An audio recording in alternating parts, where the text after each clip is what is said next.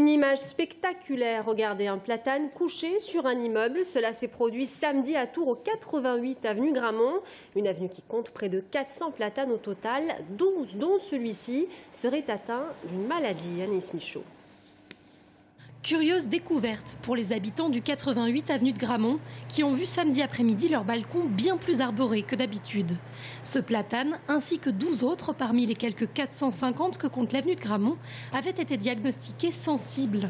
L'expertise menée en 2010 dans le cadre du chantier du tramway avait en effet préconisé de surveiller ces arbres au feuillage plus clairsemé.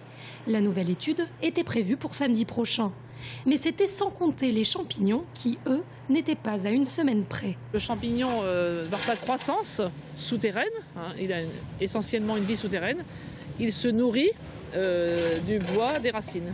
La souche sera conservée pour être analysée. Il s'agit probablement d'un champignon polypore, celui dont le chapeau en 2001 pousse à même le tronc. Rien à voir donc avec le fameux chancre coloré du platane qui décime les arbres du canal du Midi notamment. Je ne pense pas qu'il y ait de facteurs de contagion, si vous voulez, concernant les arbres. Ils vivent indépendamment les uns des autres. A fait inhabituel, intervention exceptionnelle. Pour parvenir à couper ce platane d'une vingtaine de mètres, l'élagueur a dû monter au 7e étage. Par chance, c'est un bâtiment qui comportait des balcons, donc on a pu grimper au-dessus de l'arbre et descendre en rappel sur l'arbre par un balcon, accroché à un balcon. Et j'ai retiré donc toute la partie qui n'était pas en tension sur le bâtiment. Bien évidemment, pas question pour la ville de laisser ce trou béant. Dès l'expertise terminée, un autre arbre sera replanté.